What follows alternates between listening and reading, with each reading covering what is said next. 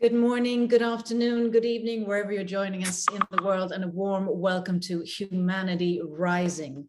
Humanity Rising, we're now on the 736th episode since we started back during the pandemic. Now, my name is Sabinia von Gafka, and I'm here to host this week and next week's sessions. I've also hosted a few sessions earlier with our amazing Jim Garrison, who is usually the man who is here every single day giving us all this amazing information and speakers and topics around the world. But he's currently doing other things at Mystery School, and therefore I jumped in to host these sessions.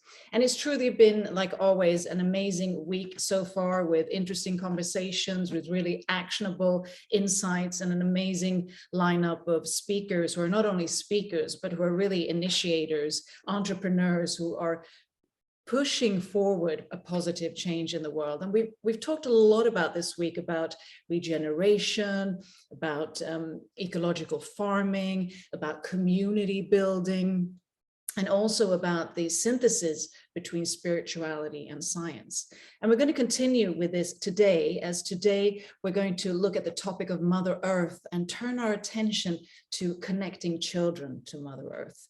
The theme today is Caregivers of Mother Earth, ECO-lution, connecting children with nature. And we have two truly passionate and driven women who have coined this term, ECO-lution, and also the platform Caregivers Mother Earth. And it already started with Elle Travis, who is founder and chief pollinator, I love that expression, chief pollinator at Caregivers of Mother Earth, who discovered that after writing and publishing nature stories for children, she really had a deep desire to bring these stories to life and to start a grassroots movement called ECO-lution that would really ignite globally as children everywhere would connect with nature. Because by learning to understand how everything comes from nature as a child, of course, you emotionally connect more and get more of an understandability.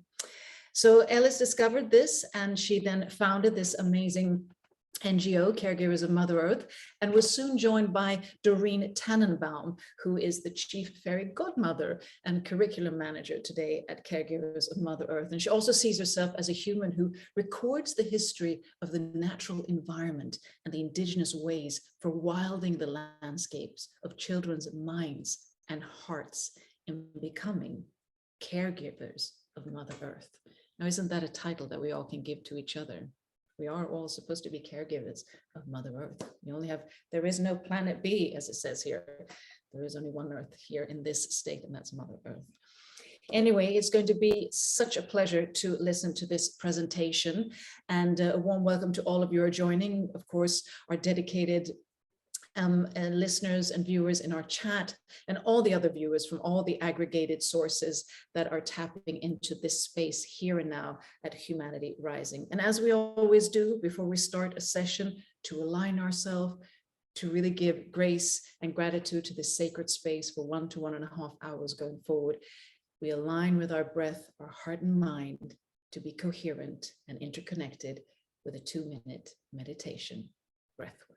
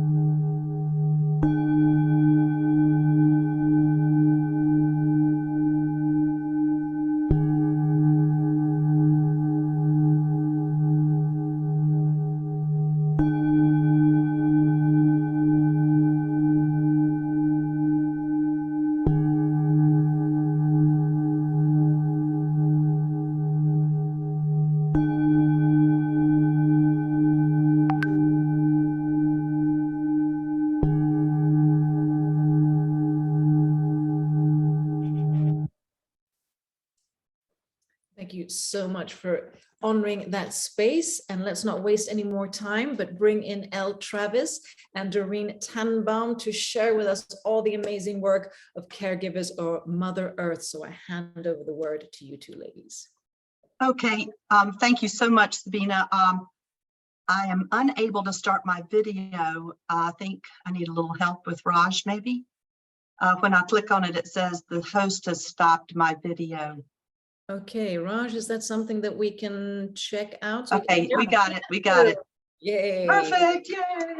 Yay. Okay, fantastic. Well, Doreen's going to kick it off. So take it away. You did a wonderful job of presenting us, Sabina. So, but let me say greetings to all of you from around Mother Earth. Elle and I would like to welcome you to Cherokee Country in Hendersonville, North Carolina. It's south of Asheville, North Carolina, and north of Greenville, South Carolina. And our population here is about 15,321. We're located in the Blue Ridge National Heritage Mountains of Western North Carolina. We're considered apple country, and North Carolina is world famous here in the United States, and we are sending our sweet potatoes to Europe now. So we provide 40% of the national supply of sweet potatoes from the sandy soils of North Carolina. You've seen our title, Caregivers of Mother Earth, ECO-lution, and the word COME is an acronym. I need to get the slides up. Okay, hold on. I'll hold on. Let's see. There we go. Okay.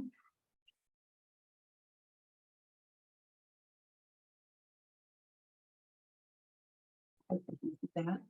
Oh, wait a minute. Share screen. Wait. I've got to get share screen first. Okay. 1 second. I'm not having it, so thank you now. I think we're there. Okay. And we want to go ahead and go to the next slide there. There you go. Caregivers of Mother Earth, ECO-lution. That's an acronym. COME is an acronym for Caregivers of Mother Earth. And each of us, we're wanting the planet to wake up. That's the ECO-lution. And we want to talk today about Mother Earth and be the change you wish to see in the world, as Mahatma Gandhi said a long time ago. I am a retired teacher. I retired in 2017, but I'm now very active with Caregivers of Mother Earth. I returned back to the United States after serving 14 years. With serving military families in Okinawa, Japan, with the U.S. Naval Hospital and the Department of Education. After coming back to the United States, I was looking and very interested in the works of Matthew Fox, who was the beginning for Ubiquity University, and I was looking at his information and contacted Ubiquity University, and Jim Garrison was the new president. And from there, it's history. I've been involved with Humanity Rising since COVID, and want to shout out to Jim and thank you for today and all the work you do, and Sabina and George and Raj and Stan, and a hello to Shannon out there and Kurt and all the other people that I've met over the years.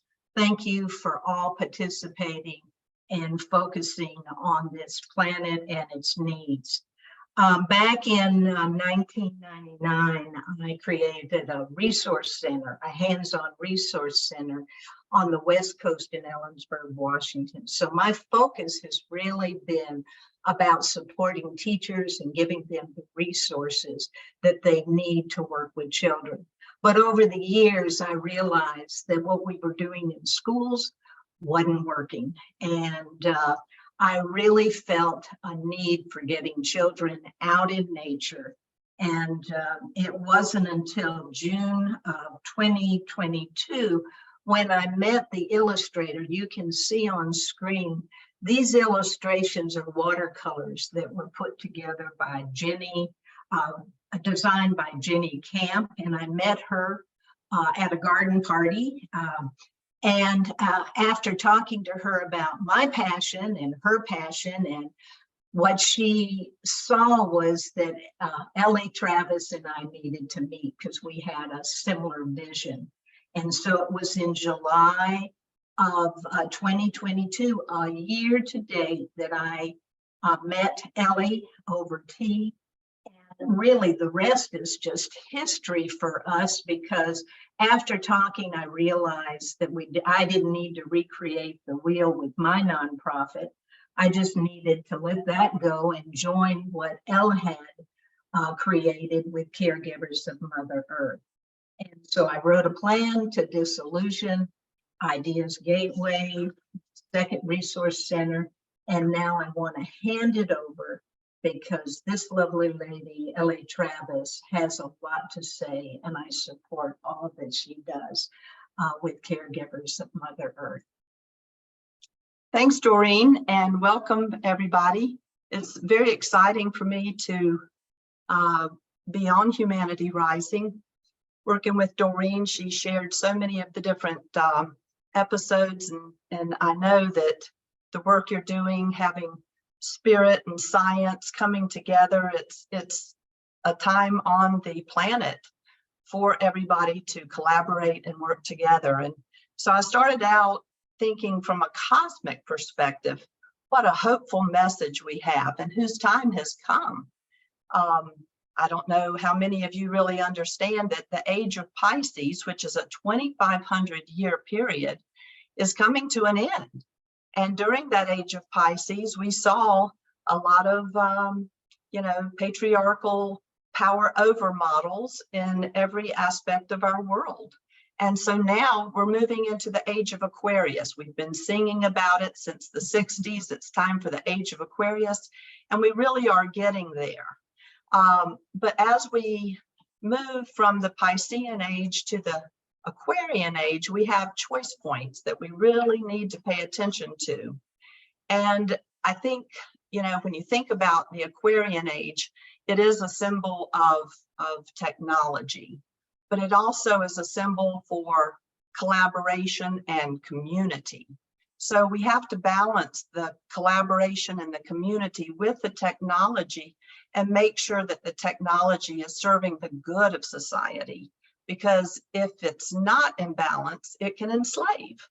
And what really got me passionate about starting Caregivers of Mother Earth was the fact that children, these are averages in the United States, may not be the same for your country, but in the US, children ages 5 to 10 are on technology devices 7 hours on average a day versus 4 to 5 minutes outside playing. And those are averages. So you can see that there's no balance. And so, choosing balance is the way that we are going to find healing for one another. And I have written a little book called Pathfinders: Dawn of Understanding.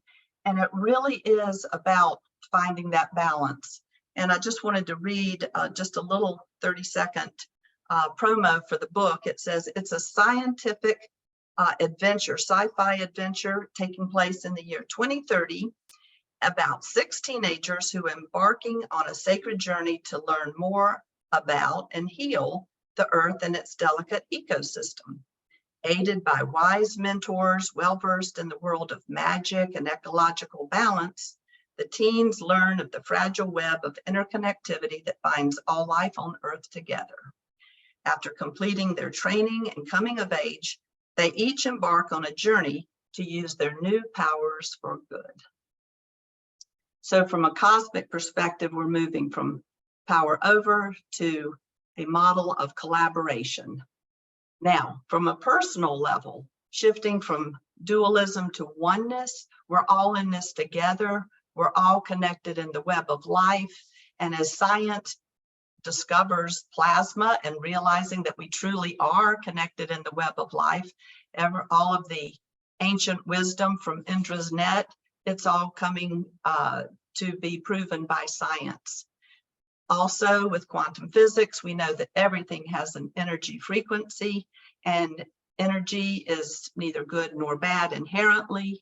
So as we think about our world today, and we look at people and say, oh, that's good or that's bad, you know, we need to understand that as we look at one, we really need to focus more on self-love and self-care, because the only way to wholeness is to call in all the bits of our self, the shadow and the light.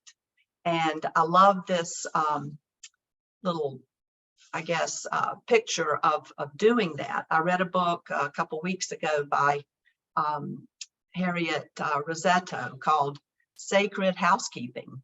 And in that book, she said, it's like inviting your shadow bits to tea and loving them as you would a friend. So loving the dark and the light, because we all have a shadow and a light. And when we embrace ourselves in wholeness, we know that we are enough just the way we are. So I want to take it now into the story of how Caregivers of Mother Earth started. I was inspired to write little stories, nature stories for children, and they happened to fall into 4 different books, going from spring, summer, fall, and into winter. And I wrote these stories and got them published between April of 2020 and February of 2022. In the stories, we see an inspirational fairy, and her name is Lightfeather. She hides in pictures and she changes colors with the seasons. So you can probably see her hiding up here in the tree. And the inspirational part at the end of each story, there's like 3 or 4 stories in each season. And at the end of each story, it says, did you find me hiding in 3 places? Always remember, boys and girls, you are our hope for the future. And this encouragement is so important right now as we work to connect children to nature, because it has to be fun. It has to be educational. And so within the stories, as the fairy hides, you see her up here on a branch, you realize that children need some encouragement to get out into nature. And so at the beginning of each story, Lightfeather gives a little tidbit of education. And for example, in this story, she's saying, did you know that before your moms and dads had the internet on computers, that trees and shrubs have been doing this long before humans figured it out? And so we're talking about the underground network of roots and fungi that connect all of the trees together. So we have fun, we have education, we also have social and emotional learning within each book. Each season has a different emotion. As we work through the seasons, this particular story is from winter, and it's focused on the emotion of fear, as Sunny Bear was afraid of his shadow. But as Mother said, Sunny, you don't need to be afraid of your shadow, it's part of you. And as you name it and face it and go through it, you'll be just fine. So each story has a lot to do with social and emotional learning, and each season focuses on an emotion. So I had written all of the stories, I thought, but then I woke up one night and I had this dream that there was one more story yet to come. And it was a premonition story. So I got up and I wrote the story, and it was called Caregivers of Mother Earth. And it came into the middle of the book, so at the last story for summer, was Caregivers of Mother Earth. And what happened was that the Cherokee Nation, the two twins had a dream that said that the earth was going to go into neglect and that the children were going to come along and wake up from the spell that was cast upon the earth, and they would become caregivers of Mother Earth. They would awaken their families to what truly mattered. And as you see here, Mother Earth holding a child, the children began feeling a deep connection, and as they feel that connection, they heal themselves and Mother Earth. And I think this is an important point, is that as we saw early on in the pandemic, when the humans stopped, Mother Earth came back into balance very, very quickly. The smog was lifted. We could see the mountains in Tibet. We could see the mountains in California over Hollywood. The waters became clearer, and all this happened very quickly. So in this story, it turns out that the children are going to save the day and become caregivers of Mother Earth. And that is when I knew that I had to start a nonprofit called Caregivers of Mother Earth. And we're founded on three missions: to connect children with nature, to live sustainably for the planet, and to build parent and child relationships. And so through the mission of Caregivers of Mother Earth, we got started. Early days were in March of 2022, when I received the 501c3 approval from the IRS. And then we began fundraising in May of 22. That summer, I was able to work with 80 children at 4 farm and nature camps. And also, we had a community celebration where we dedicated a park bench here in Hendersonville for Caregivers of Mother Earth. And at that celebration, we acknowledged the children that had become the initial Caregivers of Mother Earth in Hendersonville, North Carolina. So we went to the city. As you can see, the mayor is doing the ribbon cutting here. We went to the city. We talked to them about Hendersonville becoming the cornerstone Caregivers of Mother Earth city, which they unanimously voted on to become that first city.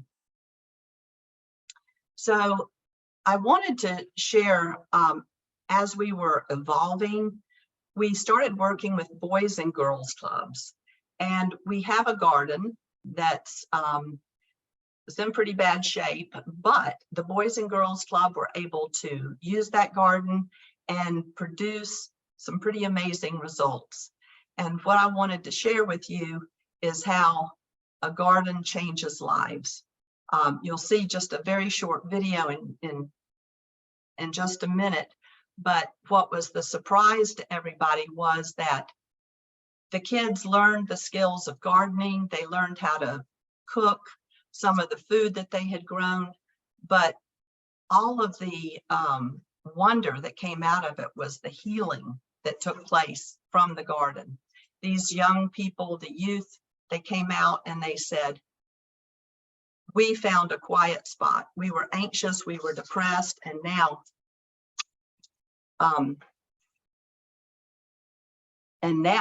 we have found a peaceful place out in nature. So I want to share this little video with you. Has some music behind it, might be a little loud.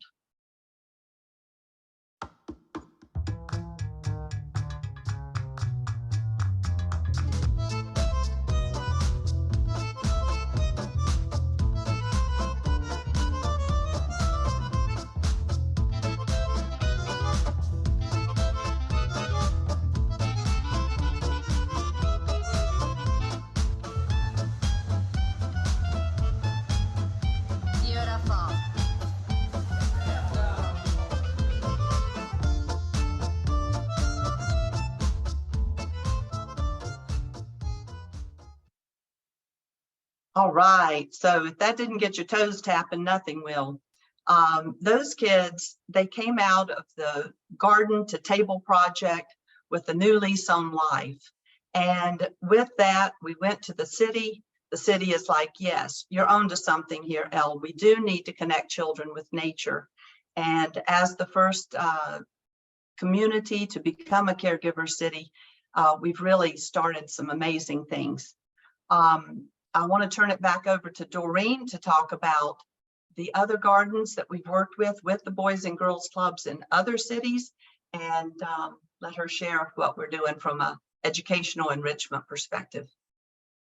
Well, as a special educator, I was aware of research that had been done on preschoolers and nursing home residents and the benefits to both. And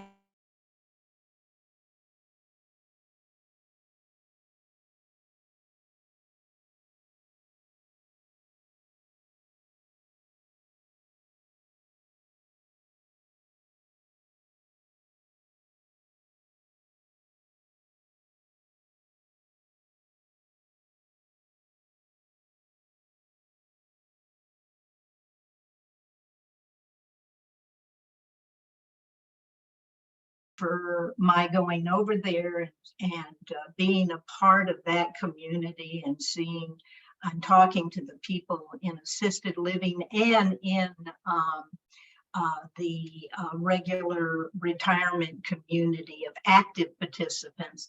And I realized there's a wealth of talent there that could be put to use.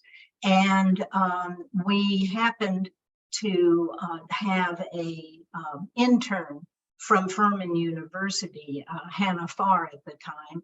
And one thing led to another again. And we decided that why don't we try to put together a multi-generational program with Furman University, the Woodlands Retirement, the Salvation Army Boys and Girls Club, and A.J. Wittenberg Elementary School, which is all located within a short range of one another. And so at that time, Elle started the project, and it's been a go ever since. And as you can see with the pictures, these are children from the A.J. Wittenberg Elementary School, which is an engineering elementary school in Greenville, South Carolina. And they're planting their vegetables in a high raised bed garden. There are 8 of them there, and we're working with an afternoon school program of the children wanting to participate in learning about gardening. Now, the recipe for success that got created was the ECO recipe. And it's the environmental education enrichment, which under that educational enrichment comes the regenerative garden practices and the social emotional learning, the collaborative partnership for sustainability, because as you can see that this is on a campus where just across the way is the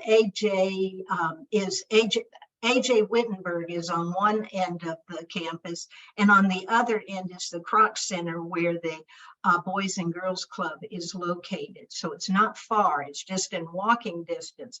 And so we did a collaborative venture for sustaining this garden because it had been in existence, but it was not sustainable year round. And there wasn't enough participation at the time at A.J. Wittenberg. It was a side program from a parent that really started that program, Jessica Moss, who has 2 children at A.J. Wittenberg. And she kept trying to get this garden going and having the school participate full year round. And so we started the collaboration and we opened the community for support for sponsorship, fundraising, and giving back. The eco part of the for the kids was, for them, the ECO stands for explore, connect, and observe. And that's the focus that we were bringing to the afternoon program. Now, this is the finish up of AJ's Wittenberg school year. And this young man, Gideon, is presenting a vision board that we put together in the afternoon program. And I'm going to let Gideon say what he has to say about the ocean. The little sea right there and right there. How to save the sea animals. Help by contacting Team Seas, which is basically an organization that helps clean up the ocean and like lakes. Don't litter at the beach or basically anywhere else because you don't want to do that. That will ruin the environment. And pick up the trash from the ocean. If you like see like a bottle, like if you have a glove with you, you just pick it up, or if you have like a paper towel, pick it up and just throw it in the trash. And keep the waters clean. That's basically how you do all this. Thank you, Gideon. The vision board presentation demonstrates the curriculum of exploring, connecting, and observing. This was done again, I said, at the end of the year, and we were having a celebration where we invited the boys and girls from the Boys and Girls Club to come over. And we had a symbolic change, a key to the garden that was given to the Boys and Girls Club. So AJ Wittenberg students were showing their vision boards that demonstrated what they either wanted to focus on the planet or what they felt like an eco kid could do on the planet. And you can see at the end of the presentation, the children got certificates. You can see them on the table there in a bag from Caregivers.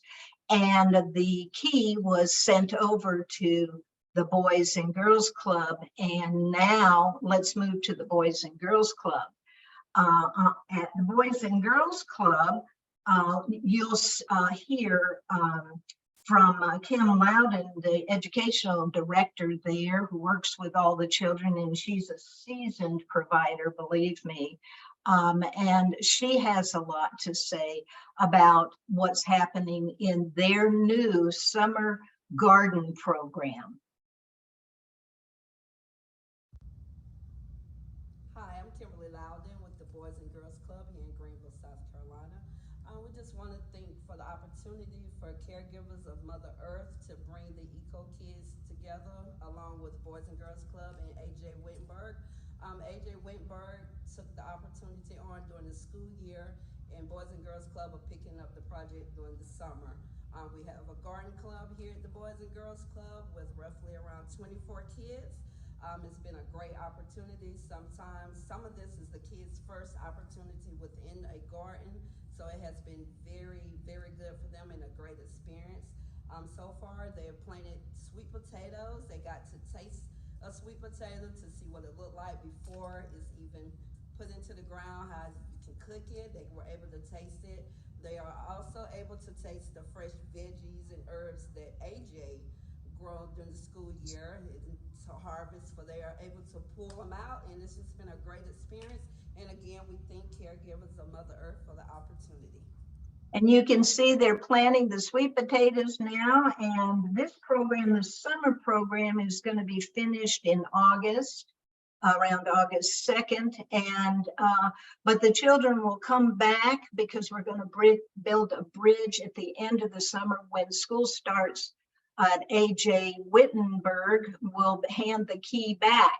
However, we got a little hiccup in this handing the key back because the boys and girls are loving it, over the summer, and it looks like the manager of the program, Brian, would like to consider extending it year round. Now we have buy-in for everybody with those 8 raised beds, and now we're looking at divvying it or extending the garden because the children are thrilled with the gardening programs in both groups.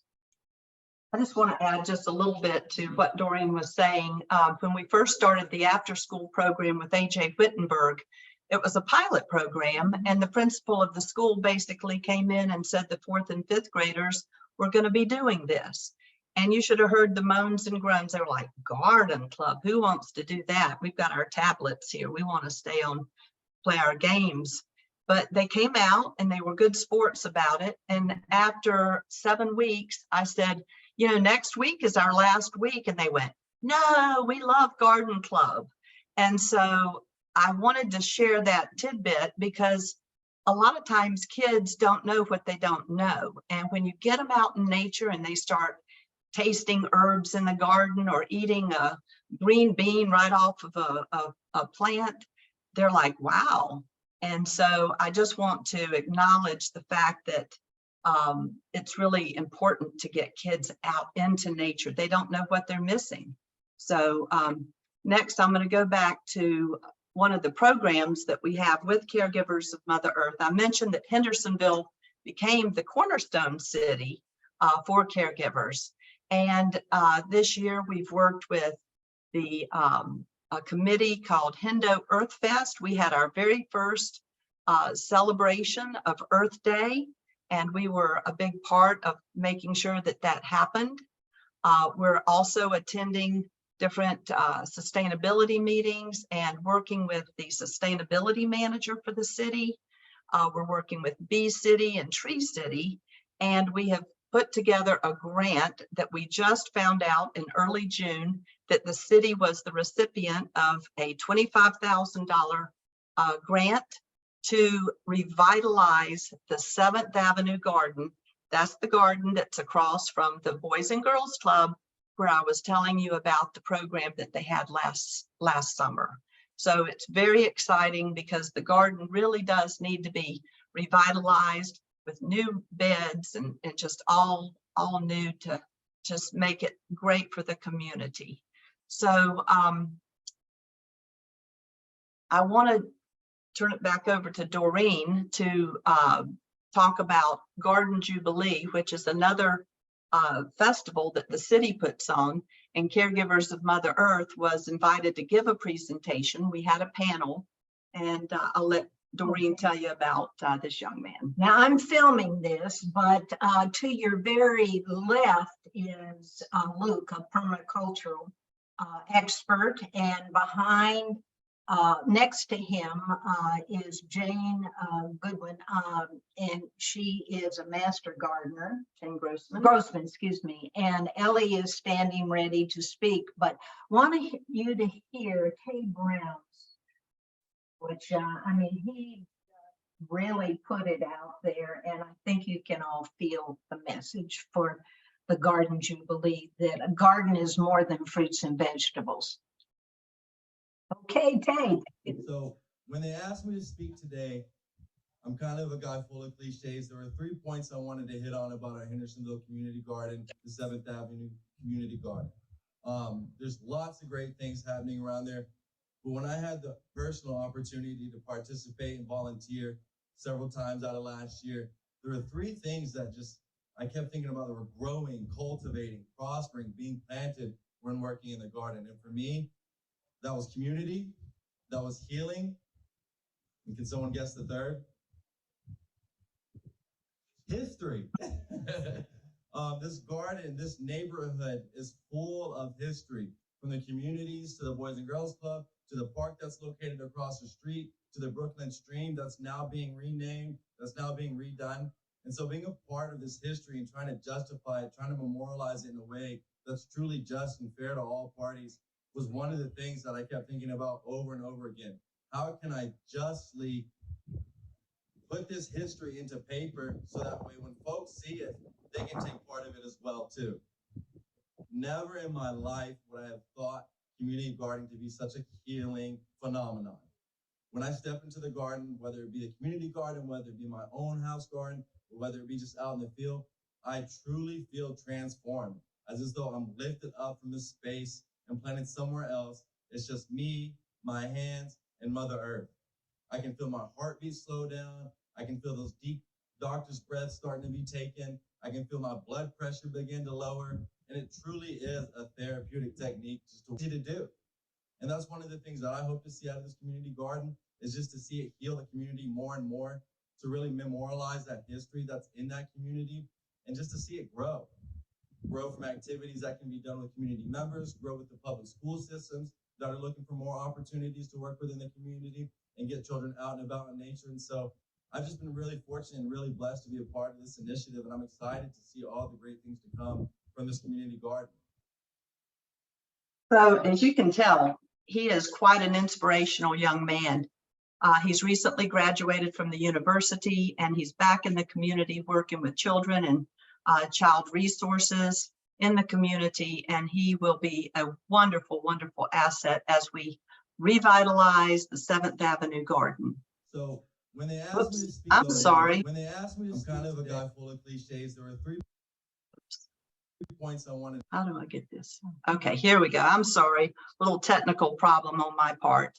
I wanted to take us actually to the garden. This was just a couple days ago. This is Ronnie Pepper, and he is the head of the Black History Research Group nonprofit in this community called Green Meadows. It is a well-established community in Hendersonville. This garden is located on city property. It's across from Sullivan Park, and we are now on our way to revitalize the garden. So take it away, Ronnie. Here we are with Ronnie Pepper down at the 7th Avenue Community Garden, going to be known as Brooklyn Gardens going forward. Hi, Ronnie. Hello, how you doing, Ellen? Good. Good to see you. It's good to see all our friends out there in, what'd you call that? Video world. We're down here at the 7th Avenue Garden at the demo stage. And right now we're having to pull up all the old beds because our goal is to get all of this taken out so we can get new beds in and planted. So that way we can get to the growing season, okay? So anytime that y'all can come by and offer your help, either with your muscles of your arms or your muscles from your pocketbook, feel free to do that, okay? Anything will help, $1, $5, $20, it don't matter, because we just want to get it all done. And it's gonna be fun, and it's gonna be good for the community. Thank you. Thank you, Ronnie. All right. So as you can tell, he's a very outgoing leader, and we're so excited to have Ronnie working with us on the 7th Avenue Garden. I wanted to kind of close out this section and then turn it over to Doreen for a part of Caregivers where we're still dreaming big. So I wanted to kind of head it up and say, you're never too young, you're never too old to dream big. And come dream with us as we expand our horizons. We're tackling food insecurity. We're teaching children about healthy food choices and social emotional learning, and connecting people in a garden and building bridges for a better world as we help humanity rise. So I'm going to go ahead and turn it over to Doreen to share her or our big dream. The dreaming part already started huge umbrella for the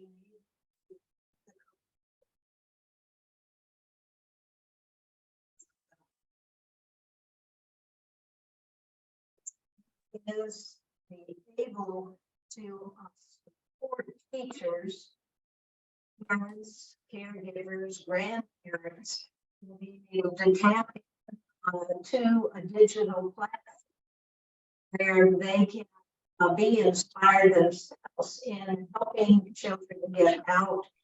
Ellen and Doreen, I think your sound is a bit off, so you're sort of lagging a bit. Oh, okay. But it may be Wi-Fi, and also just kindly when you show these amazing videos, if you have the possibility, I don't know if it's your end or Reggie's end, to just put up the volume, because we can't always hear everything clearly. But let's start with your sound. Does it look like your Wi-Fi is steady? Looking like it's steady here. Now it sounds good. Now it sounds good. So let's go. Now it sounds Okay, good. I probably wasn't right using. I Yes. wasn't in the middle. Okay. Now we'll step into the realm of digital learning. Picture a powerful, inspiring digital platform that effortlessly delivers our educational resources. A platform that nurtures growth and comprehensive lesson plans catering to learners from infancy through high school. But right now, we have the need for the lesson plans that will take into consideration kindergartners through 5th grade. That's what we're focusing on right now, because that's what's blossomed with Caregivers, is that we're working with the elementary schools, and we're working with the Boys and Girls Clubs and the 4-H clubs. But technically, we'll go from infancy through high school.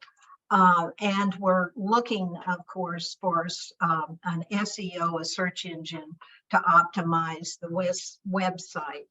And now in our curriculum platform that's being written, we are looking, our digital library will go deeper and reveal the magic of Mother Earth, exploring the interconnected cycles, sustainability, social emotional growth, and gardening.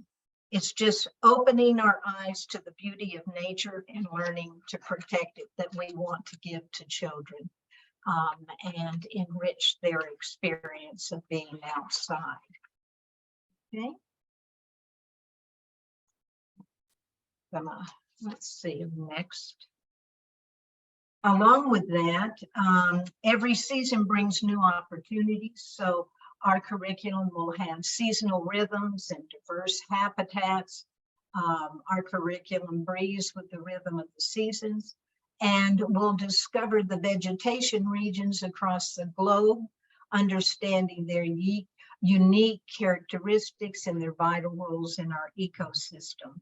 So we'll offer dynamic learning experiences that reflect the planet's natural shift and expose our learners to diverse habitats. And also we will celebrate the wonder. And we want our curriculum to do that. We want to share where innovation meets nature, and we want to demonstrate protecting our homes. So our subjects are designed to ignite curiosity, inspire action, from celebrating the wonders of Mother Earth to exploring nature's inspired innovations. And I just love Jenny's watercolors. We definitely want to embrace our indigenous wisdom and incorporating it is our wisdom, the wisdom in our mission. We learn from rich traditions, values, and principles such as reciprocity with all living beings, humility, respect, and honoring the wisdom of our elders. Our indigenous elders emphasized that we must first create within ourselves what we wish to see in the world, and that is one of our focuses. We want to bring mindfulness to children, listening capabilities, so that they're so distracted. Not all, but many are distracted, and being able to tune in to silence and quietness so they can hear and communicate with nature. And a couple of indigenous people that we worked with on Humanity Rising that inspired me was Alarian Cliff emphasized the importance, and Elizabeth Satoris emphasized the importance of communing with nature. Such practices common in our indigenous cultures have profound implications. So let's reflect on them and give thanks, and we bring that as a mission with Caregivers of Mother Earth. Now, what we would like to wrap in order to wrap up the presentation, definitely want to revisit Caregivers Mother Earth was not just teaching children about the environment.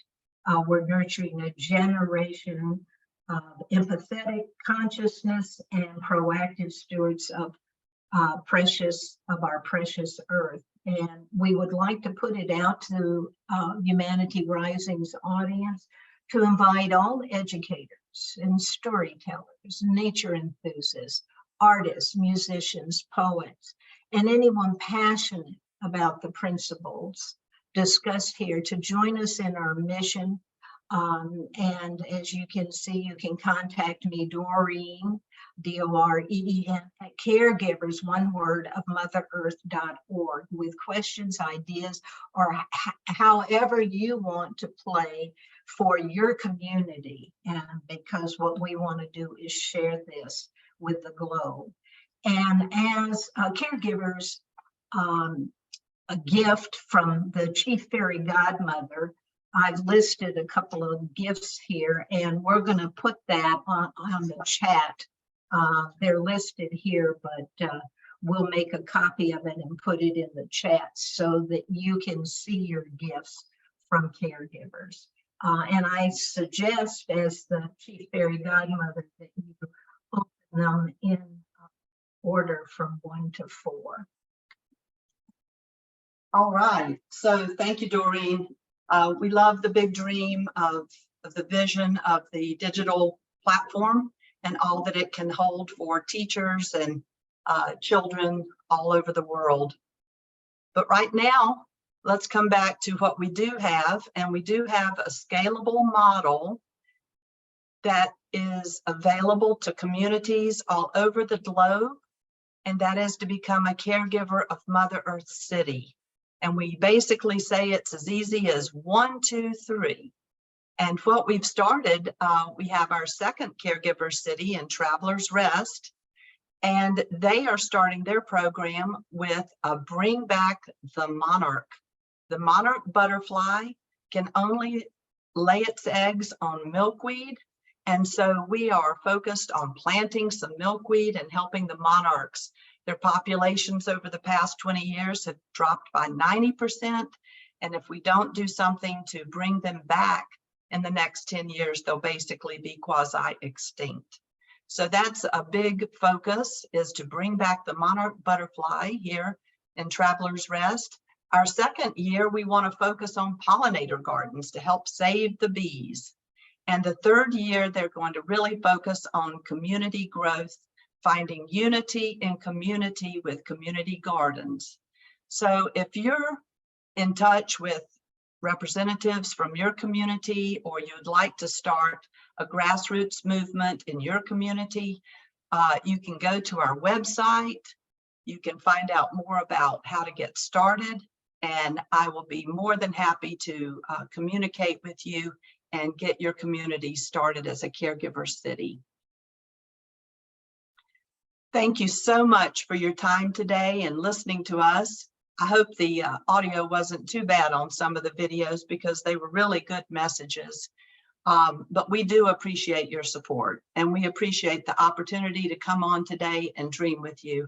As I mentioned from the start, we're just a little over a year old, and we are dreaming big. We do want to see growth happen, connecting children with nature. It is a very important time to bring people together, come together in the garden for our children. And I will turn it back over to Sabina and say, see you in the after chat room. Wow. First of all, Elle and Doreen, I mean, thank you for so much that you've accomplished in just 1 year.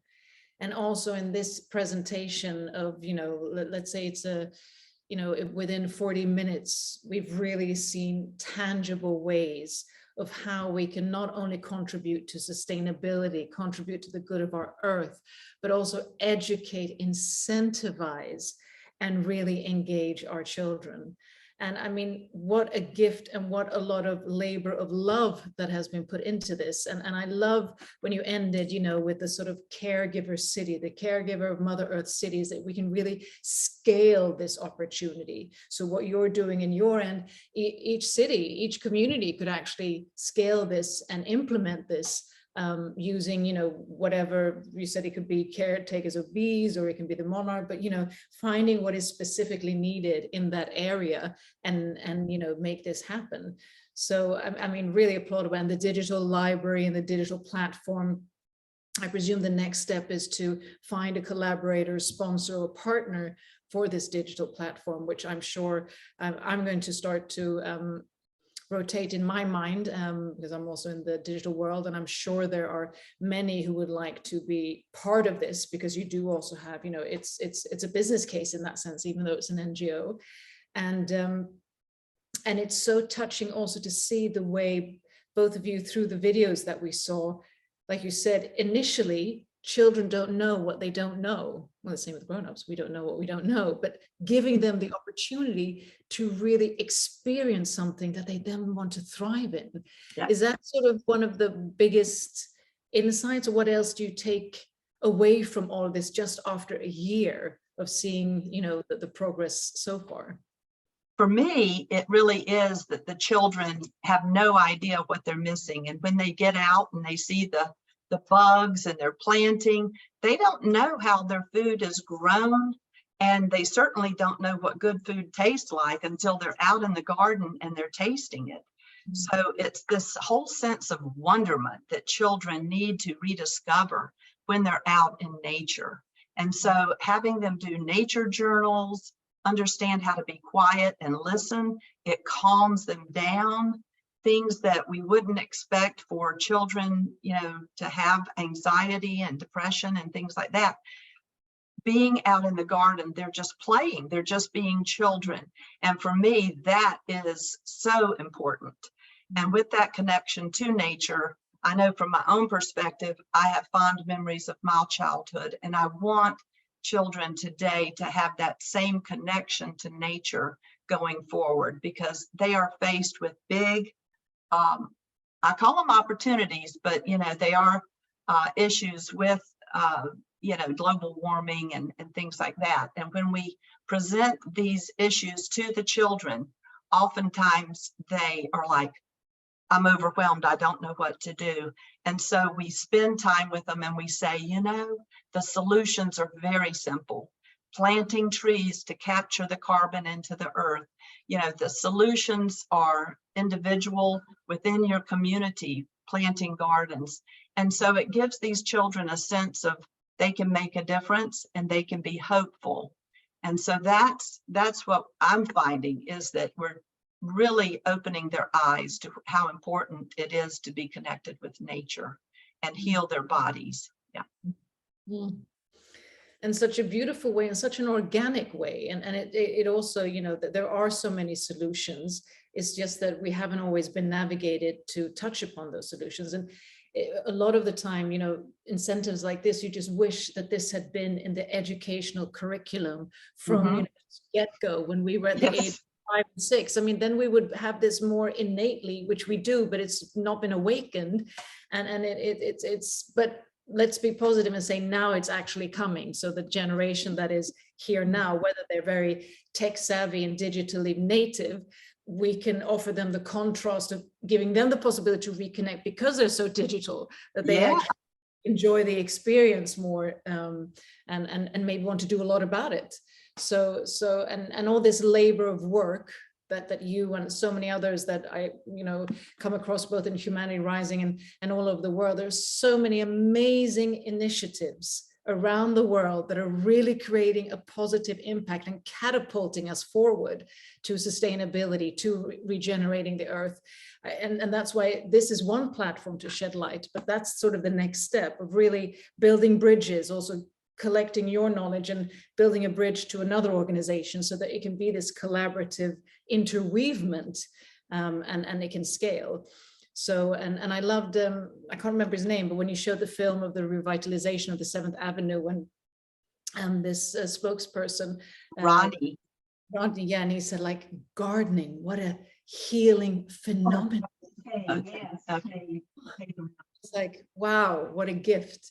I just want to see, because I had a few in the chat who, I had one who, Kurt Kruger in the chat, who said, your wonderful ways for our youth could be used. Here's a collaborative incentive in collaboration with Los Angeles Unified SD's Climate Curricula Committee that is designing K-12 for all subjects. So let's connect you with Kurt. You can probably connect in the chat, but if you don't connect, then please, let me know, because I'll connect you, because all of these collaborative nodes is what is needed. So that was one. And then Stan, who our beloved Stan, who helps us with the after chat and who's helping us technically here as well. He wrote that, did you know that the American community, do you know of the American Community Garden Association? It's a national group that my wife has been associated with for 30 years. And his wife's name is Sally McCabe. Is that the same Stan?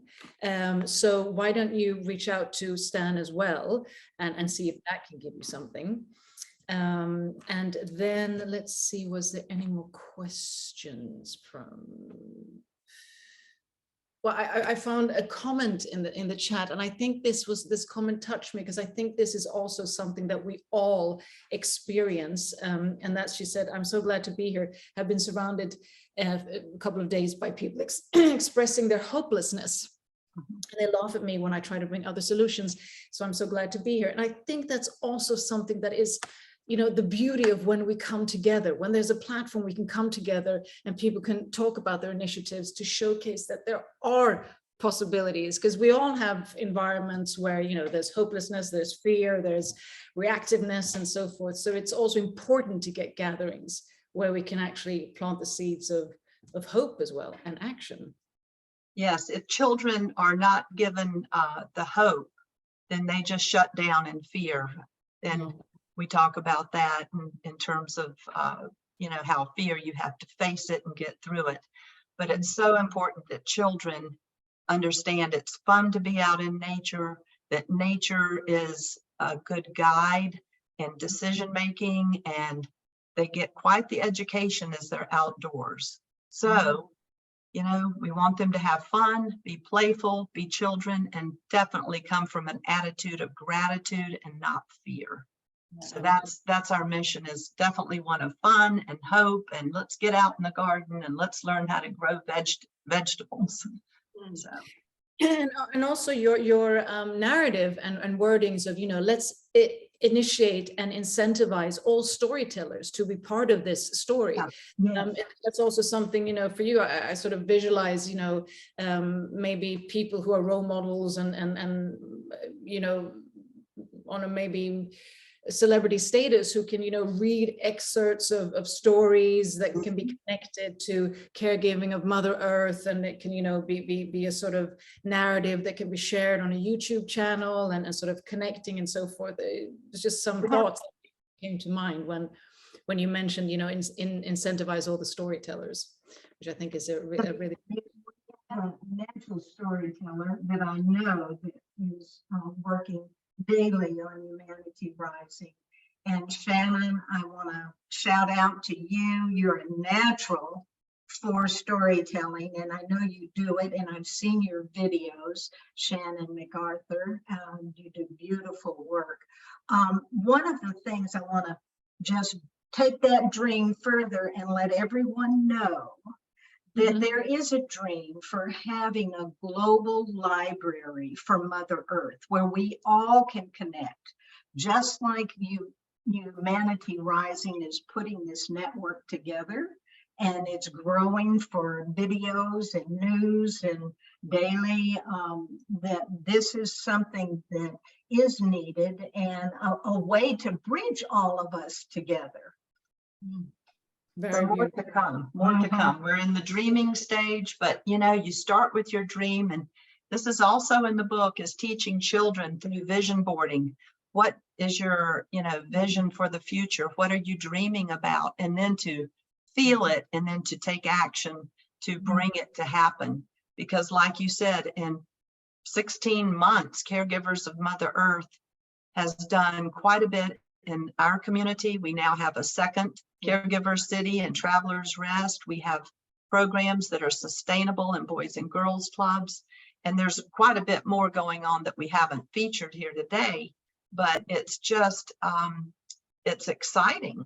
And we want more people to join in and collaborate with us. It's a great thing. At the end of the day, I feel like the mother of Caregivers of Mother Earth, but at the same time, this child is going to grow up and it's going to go where it's going to go. So that's important to me.